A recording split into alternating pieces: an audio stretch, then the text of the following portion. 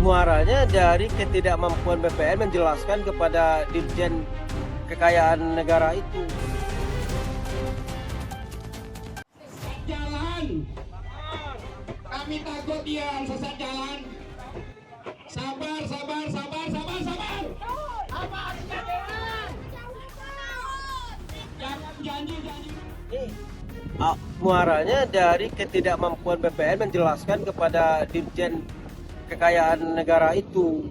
Ketika ada selembar surat saja dari Dirjen itu ke BPN untuk melaksanakan pemblokiran, mereka membabi buta melakukan pemblokiran. Mestinya mereka kan menjawab dengan bahasa bahwa kami di tanah yang Anda maksud telah menerbitkan 5.500 sekian sertifikat hak milik.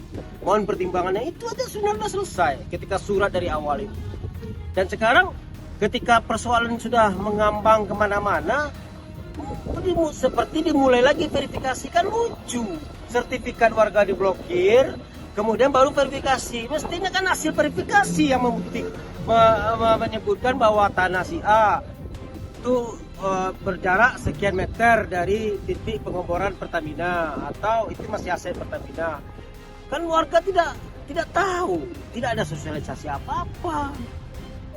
Di sini poinnya adalah ketidakmampuan dan ketidakbecusan BPN, dan mereka tidak paham administrasi. Mereka cuma melakukan intimidasi dengan pemblokiran ke masyarakat. Mestinya yang mereka lakukan mensurat ke Dirjen Kekayaan Negara itu. Akan apapun, misalnya verifikasi, validasi, apapun lah namanya, atau pengukuran ulang tanah aset Pertamina itu, tapi jangan blokir dulu sertifikat warga, karena hak milik itu hak tertinggi diakui negara, dan hak tertinggi yang bisa membatalkan itu putusan pengadilan. Ini hanya selembar surat, kan nggak masuk akal. Selembar surat ke BPN itu aja, yang suratnya itu kita pun tidak tahu isinya apa.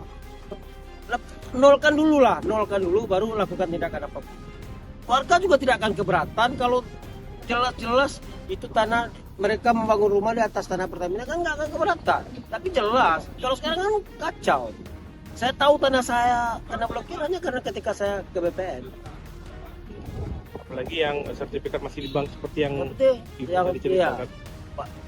Kalau akibatnya kan banyak. Akibatnya turun waris tidak bisa, orang jual beli tidak bisa, bahkan kredit jadi agunan juga tidak bisa. Berarti bisa dibilang tadi warga-warga yang datang itu semua yang zona merah yang kena ya Pak?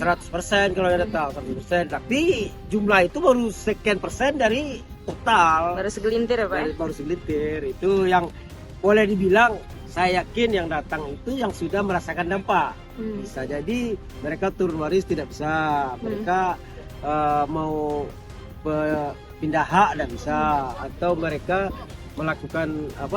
melakukan jaminan ke bank juga nggak bisa.